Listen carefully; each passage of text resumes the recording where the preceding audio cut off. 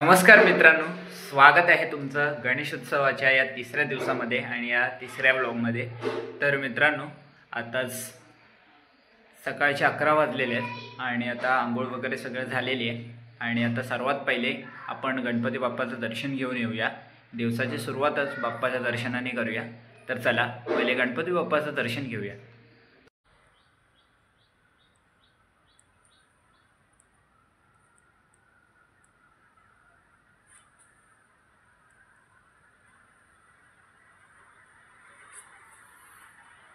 तर मित्रांनो, रात्री भजनावरून लेट आलेलो आणि जरा लेट उठलो आहे आता झोपून।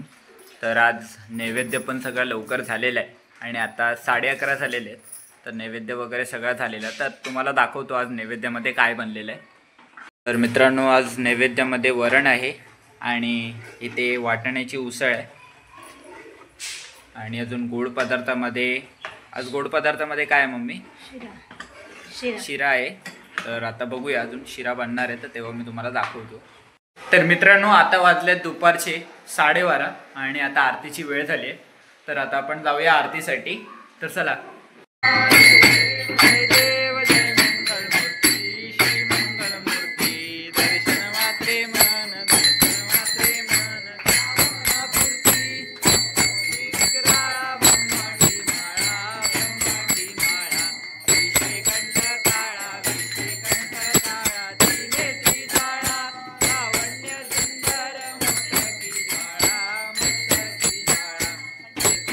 मित्रांनो, आताच आरती वगैरे झाली आहे बाप्पाची आणि आता नैवेद्य दाखवायचा आहे। तर मम्मी गेली आहे नैवेद्य घेऊन। तर मी तुम्हाला दाखवतो कशा प्रकारे बाप्पाला नैवेद्य दाखवलं जातं।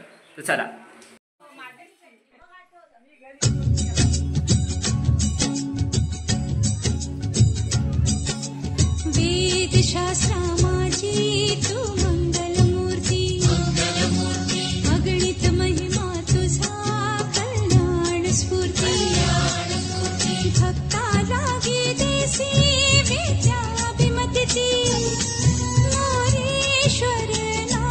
मित्रांनो, आपल्या घरी तर नैवेद्य दाखवून झालेलं आहे आणि आता आपण आलो आहे आपल्या भावाच्या घरी, हर्षितच्या घरी।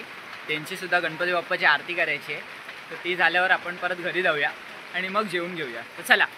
प्रकृती स्वभावा करोमि यत्नं सकल परस्मै नारायणाय समर्पयामि। अच्युतं केशवं राम नारायणं कृष्ण दामोदरं वासुदेवं हरे श्रीधरं माधवं गोपिका वल्लभं जानकी नायकं रामचंद्र हरे राम राम राम हरे हरे।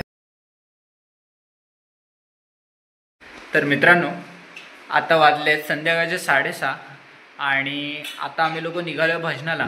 तर आजच्या दिवशी आहेत ना, तिसऱ्या दिवशी 6 भजन आहेत। एक आपल्या घराच्या बाजूलाच आहेत, धुमाळ काका, त्यांच्या घरी भजन आहे।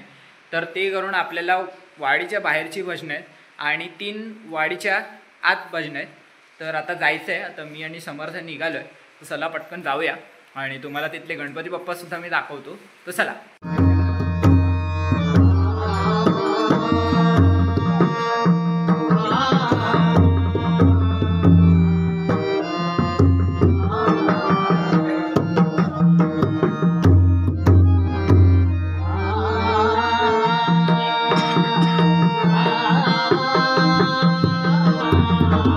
तर मित्रांनो, हा आहे कोळंब येथील श्री चंदू प्रभुगावकर यांच्या घरचा गणपती बाप्पा आणि त्यांच्या घरी आज श्री सत्यनारायणाची महापूजा होती। त्या निमित्ताने त्यांनी आमच्या पहिलं भजन मंडळाला बोलवल्याबद्दल आपले 5 भजन बाकी आहेत। खूप खूप आभार मानतो। हे एक वाडीत होतं आणि अजून 3 वाडीत आहेत आणि 2 बाहेर आहेत। तर आपल्याला आता बाहेरची जी भजनं आहेत त्याच्यासाठी जायचं आहे। तर आता घरी आलेलो आणि नाश्ता वगैरे होता भजनाला, कटलेस होता, ते खाल्लं आणि आता परत निघतोय भजनासाठी। तर चला।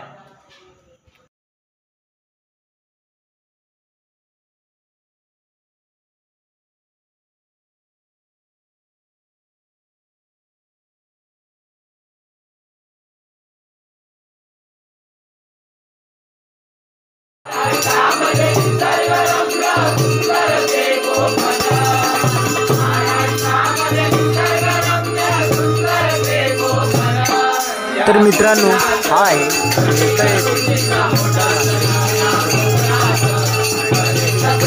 खूपच सुंदर होती। त्याच्यावरती जे नक्षीकाम केलेलं आहे खूपच भारी होतं आणि आणि ओंकार दादांचे मी आभार मानतो, कारण त्यांनी आपल्या भजन मंडळाला त्यांच्या घरी भजन करण्याची संधी दिल्याबद्दल त्यांचे मी खूप खूप आभार मानतो.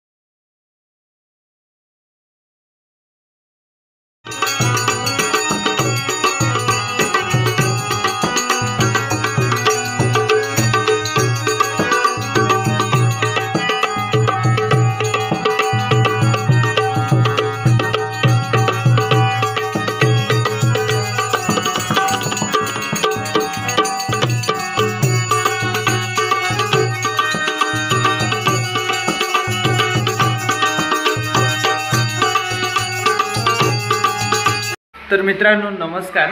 आणि काल रात्री मला ब्लॉग एंड करता आला नाही, कारण काल रात्री 2:30 वाजले आम्हाला 6 भजनं संपवायला. आणि त्याच्यानंतर आम्ही घरी आलो थकून भागून, कारण कसे कंटिन्यूस भजनं होती आणि थोडासा 10-15 मिनटाचा जरी ब्रेक असला आणि सगळ्यांकडे नाश्ता होता. आणि संध्याकाळची जी वेळ होती ना 6 वाजता निघायची होती. आणि तसं आपण कोणतेही काम म्हणजे ज्या वेळेवर नियोजन करतो ना त्या वेळेवर होत नाही, ते 10-20 मिनटं किंवा अर्धा तास पाऊण तास पुढे जातं. आणि आमच्याकडे ती परंपरा चालूच आहे. म्हणजे कोणतेही काम जर 7 वाजता करायचं असेल ना तर ते काम 8 वाजता झालं होतं. आणि तसंच काल माझ्यामुळे लेट झाला भजनाला, कारण 6चा टायमिंग होता आणि आपल्या घराच्याच बाजूला म्हणजे आपला जो भाऊ आहे संचित त्याच्याकडेच भजन होतं. तर त्याच्यामुळे मी बोललो अरे चला चला आपण काय आरामात जाऊया. आणि सेट वगैरे सगळं झालेलं तिकडे, पेटी वगैरे लावून झालेली आणि सगळं तिकडे झालेलं. पण मी थोडा लेट गेलो, कारण पकवास वाजवायला मी बसणार होतो, तर त्याच्यामुळे थोडा लेट झाला. आणि मग भजनसुद्धा लेट चालू झालं आणि नाश्ता वगैरे होता, तर त्याच्यामुळे मध्ये मध्ये थोडा लेट होतो. तर ते काय चालतंच म्हणजे सगळीकडे. तर आजचा हा ब्लॉग इकडेच एंड करतो. आय होप तुम्हाला हा ब्लॉग इकडे आवडला असेल. तर ह्या ब्लॉगला लाईक करा, शेअर करा आणि आपल्या मित्रांसोबत तुम्ही शेअर करा. आणि ह्या ब्लॉगवरती कमेंट, तुमचा जो व्हॅल्युएबल रिस्पॉन्स असेल तो तुम्ही इकडे कमेंट दर्शवा.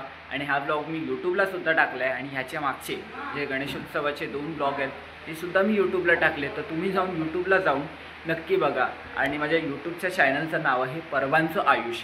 आणि बऱ्याच लोकांना म्हणजे जो चॅनल टाईप करताना प्रॉब्लेम येतो आहे, ते इंग्लिशमध्ये टाईप करतात आहेत, तर मराठीमध्ये टाईप करा परवांचं आयुष म्हणून, तर ते चॅनल तुम्हाला इझिली भेटेल. तर हा ब्लॉग मी इकडेच एंड करतो. तोपर्यंत तुम्ही तुमची सर्वांनी काळजी घ्या. गणपती बाप्पा मोरया.